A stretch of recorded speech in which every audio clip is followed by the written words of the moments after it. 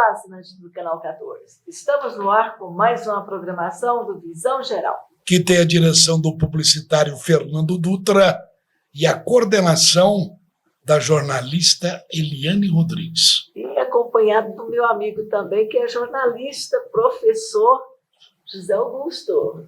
É bom ter amigo, né, Lana?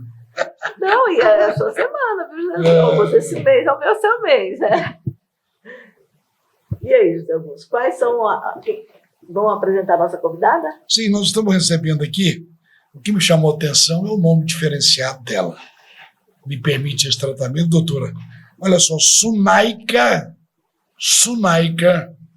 Indiamara, e agora brasileirou a coisa, Caetano Moura. Eu dou uma descontraída, então vou falar agora o nome correto dela, sem essa brincadeira. Sunaika Indiamara Caetano Moura. Ela é que é advogada trabalhista previdenciária do Sindicato dos Empregados em Estabelecimento de Serviços de Saúde de Anápolis e também por extensão de base. Essa extensão de base agrega mais de 39 municípios. E também ela é presidente da Comissão de Direito Sindical da OAB. É um prazer tê-la aqui conosco, doutora. Prazer é nosso, estar aqui participando com vocês. É sempre bom colocar à frente o trabalho do sindicato, esse sindicato que realmente exerce um trabalho brilhante, não só aqui em Anápolis, e eu puxo a brasa para a nossa sardinha mesmo, porque é um trabalho muito difícil, né?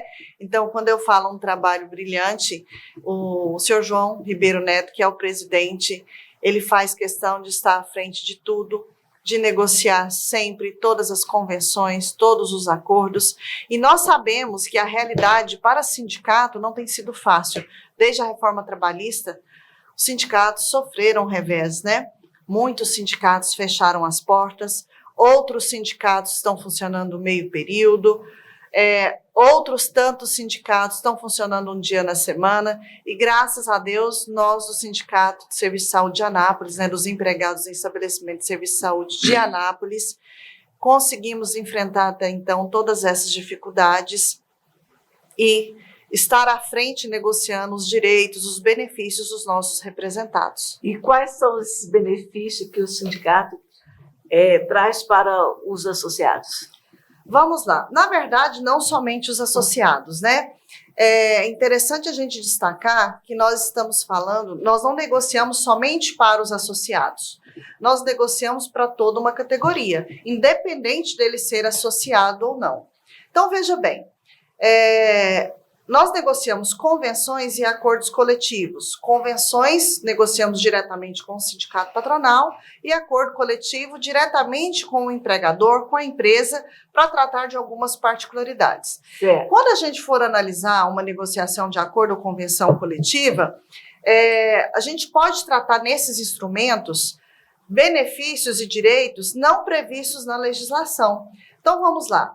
Os nossos pisos salariais, eles são superiores ao mínimo. A gente tenta tratar com dignidade e respeito aquele trabalhador daquela determinada função, pagando-se pisos salariais superior ao mínimo. Quando o governo federal, ele negocia o salário mínimo para todos. Então, em convenção e acordo, a gente consegue aumentar e negociar valores superiores ao mínimo. Certo. Além disso, nós negociamos prêmio de incentivo mensal. Aquele empregado que é assíduo, aquele empregado que chega no horário correto, que não falta injustificadamente, a gente consegue esse benefício que não é previsto na CLT, veja bem. Ele está previsto nos nossos acordos e convenções coletivas, né? Além disso, nós negociamos, dependendo da convenção, além do prêmio de incentivo, uma outra assiduidade de complementação. Na convenção coletiva, por exemplo, dos laboratórios, que nós representamos Anápolis e 39 municípios. Só uma pausazinha aqui. Antes da gente falar sobre os acordos, eu esqueci de um detalhe. Sim. O sindicato, vocês atuam na área da saúde, abrange Qual as áreas dentro da saúde? Sim, na verdade, é o Sindicato dos Empregados em Estabelecimento de Serviço de Saúde de Anápolis, com abrangência em 39 municípios. Certo. E nós representamos todos os empregados de serviço de saúde que não tenham profissão regulamentada Entendi. e nem sindicato específico. Entendi. Então, todos que não tenham profissão regulamentada e sindicato específico é representado por nós. Aí vocês vão, faz o O acordo. acordo ou convenção coletiva, Certo. né? Então, veja bem, eu falei do piso salarial, falei do prêmio incentivo, a assiduidade para as convenções de laboratórios. Nós temos também triênio e quinquênio, né? O trabalhador que vai atingindo aquele determinado tempo de serviço, ele vai tendo direito ao triênio e quinquênio em caráter cumulativo. Nós temos a taxa de ambiente fechado, para quem trabalha dentro de ambiente fechado, centro cirúrgico, sala de retaguarda, UTI, CTI, tem direito a receber taxa de ambiente fechado. E eu não estou dizendo os percentuais, porque cada acordo de convenção varia, tá? Mas vai depender da negociação que a gente fizer no estabelecimento. O radiologista tem uma regra diferenciada? Tem uma regra diferenciada. E o radiologista não é representado por nós, porque tem um sindicato próprio. Né? Então, nós representamos secretária, porteiro, maqueiro, serviços gerais, copeira, serviço administrativo, qualquer outro serviço que não tenha profissão regulamentada, nós representamos, e nem sindicato específico. E representando pelo jeito muito bem, né? Que você está aí puxando, se é um valor, você está tentando ter sempre acima. Todos esses benefícios que eu estou relatando não estão previstos na CLT, são previstos, negociados em acordo coletivo. Conquistados. Conquistados, a palavra é essa. E é bom enaltecer isso, porque o trabalhador tem que ter a seguinte consciência: não existindo sindicato, não existindo uma negociação de convenção e acordo, o empregador não é obrigado a manter esses benefícios, concorda? Só é obrigado a cumprir o que é previsto em lei ou em convenção, alguma norma que obrigue. Então, de uma certa forma, você está lá independentemente de se for associado, lutando por todos. Por todos. Só que, assim, na verdade, o que a gente gostaria, o que a gente almeja, é que o trabalhador tivesse essa consciência. Eu vou só terminar de explicar os benefícios e vou fazer uma análise de valores para a senhora ter uma noção do que eu estou dizendo, que o trabalhador teria que ter essa consciência também. Vamos lá. Além desses benefícios que eu falei, nós temos o benefício denominado insalubridade. Então, todo trabalhador de serviço de saúde, ele recebe um adicional de 20% por estar em contato com agentes biológicos nocivos à saúde. A CLT prevê o pagamento do adicional de insalubridade de 10%, 20% ou 40% para aquele empregado que entenda que tem o direito, em qualquer atividade que ele exercer, que tem risco biológico ou qualquer outro risco, né?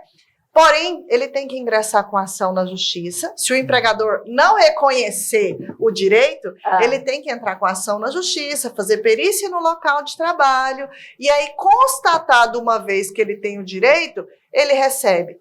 Na maioria das vezes, o que acontece? O trabalhador trabalha o tempo todo sem receber, ele só ingressa com ação no final, quando ele foi demitido, ou quando ele pediu demissão. Porque se ele ingressar no curso do labor, o que vai acontecer com ele? Vai ser demitido, rua.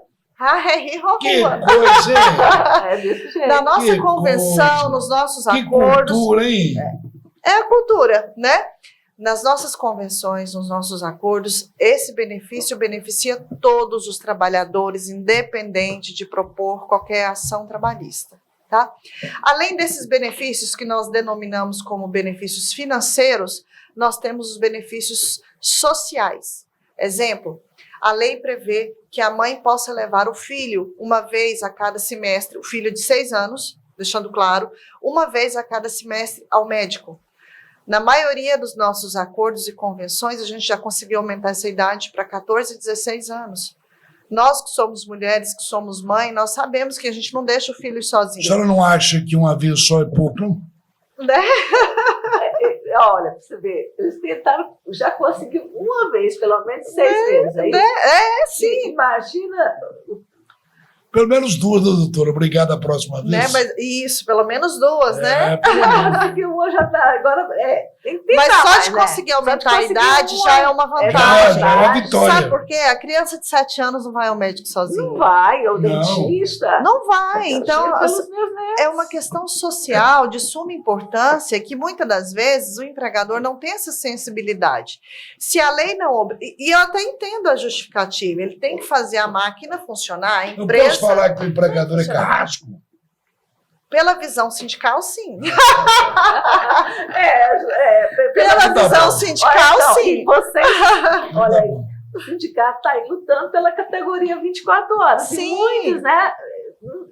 Acham que o Tem sindicato muitos que faz pegam carona, eles não são associado. associados. Tem muitos que A pegam. grande maioria. 90% não são associados, 90% não pagam o Quer sindicato. dizer, ele ganha as regalias sem. Todas. Sim. A gente não pode, pela Constituição Federal, e eu até concordo com isso, nós não Obrigado. podemos nós não podemos obrigá-los a contribuir e também nós não podemos fazer distinção entre eles. Como que eu vou definir? O senhor, eu acho que seria uma questão injusta eu definir. O senhor contribui, o senhor tem direito a receber o benefício. O senhor não contribui, o senhor não tem direito a receber o benefício. Doutora, eu vou discordar da senhora. Eu acho que teria que ser essa diferença. Porque eu vou pegar carona, a senhora contribui ou não? Eu vou pegar carona nos benefícios que a senhora conseguiu? Eu não fiz nada para isso. Nada, é vou conseguir verdade. Não, acho é que injusto, não. né? Também Mas é uma concordo. questão Muitas vezes de raciocínio. Eu acho que o trabalhador tinha que ter essa conscientização. consciência. Mas não são todos. Não, a maioria, 10% que contribui, Nossa. muito pouco. Olha, eu falo que Nossa. o senhor João, ele tem uma ideologia. Ideologia. Uma ideologia muito bonita de estar à frente do sindicato, de brigar pelos direitos dos trabalhadores, mas reconhecimento de fato não existe. A gente tem que ser sincero, não tem. Veja bem. É murro em ponta de faca. É murro em ponta de faca, mas é mais por ideologia, porque financeiramente falando, a maioria dos sindicatos fecharam. Nós temos ainda, não vou dizer a sorte, mas a competência de conseguir estar levando esse sindicato ainda ao ponto que nós chegamos, nós funcionamos perfeitamente todos os dias, o nosso sindicato ele é sempre cheio, os trabalhadores sempre estão em busca dos atendimentos que são gratuitos, porque a assistência jurídica é gratuita, né? Mas não é fácil. O trabalhador tinha que ter a consciência de que o sindicato negocia acordo e convenção em benefício dele, em benefício da categoria. E se ele somar a diferença salarial do piso, a insalubridade, a assiduidade, o prêmio de incentivo, o quinquênio e triênio, caso ele já tenha direito, a taxa de ambiente fechado, se ele tiver direito, 6 benefícios que eu falei aqui, ele vai receber por mês, no mínimo, 400 ou 500 reais de benefício por mês. Soma isso em 12 meses. Calcula 13º e férias. Isso, entre 13º e férias, eu coloco a 7 mil reais de benefício, o que recebe pouco. Que isso, O que recebe pouco, recebe aproximadamente uns 7 mil reais de benefício por ano. Ele vai pagar 30 avos uma vez ao ano. É uma quantidade bem pequena. 30 avos. É um dia do salário. Um dia do salário básico dele. E acha ruim. Não paga. Não paga. Não está pagando. Não paga. Não é obrigatório. Porque agora Depois tirou reclama. isso, né? Tirou a reforma trabalhista, tirou a obrigatoriedade da contribuição sindical. Agora é porque, igual o José Augusto falou, né? Se tirasse também o direito dos que pagam. Lógico. Aí ele ia ver, né? Aí ele Tá ia pegando procurar. carona, ele tá sendo um sanguessuga.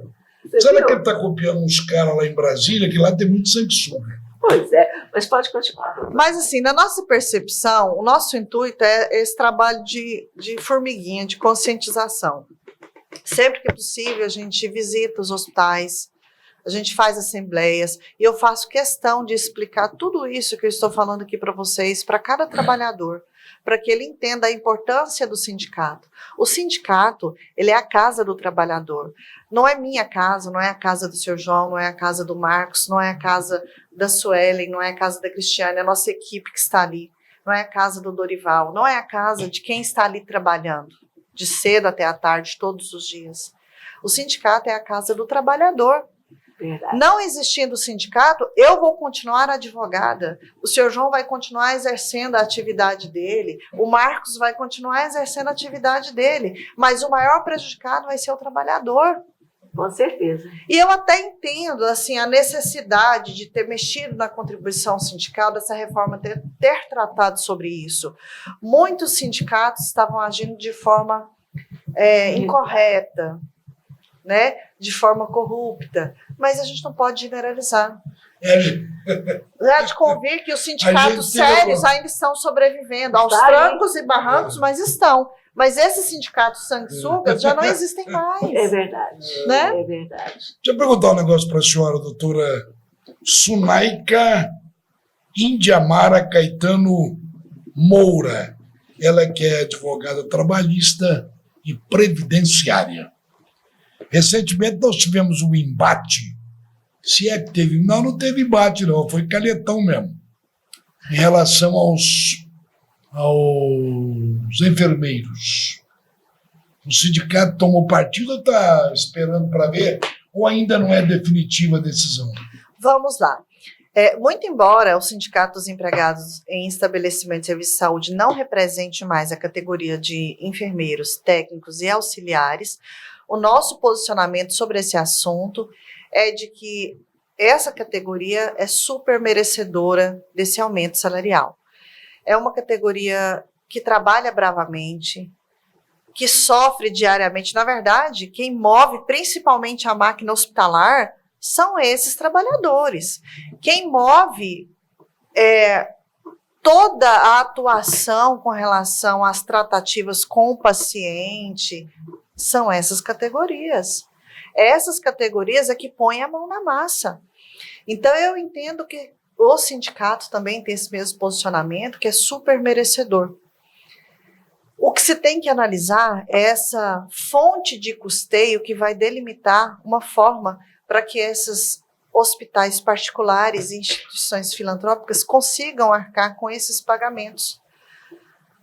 Os hospitais particulares, via de regra, eles atendem de forma particular, têm os convênios médicos, então eles teriam fonte de sobrevivência.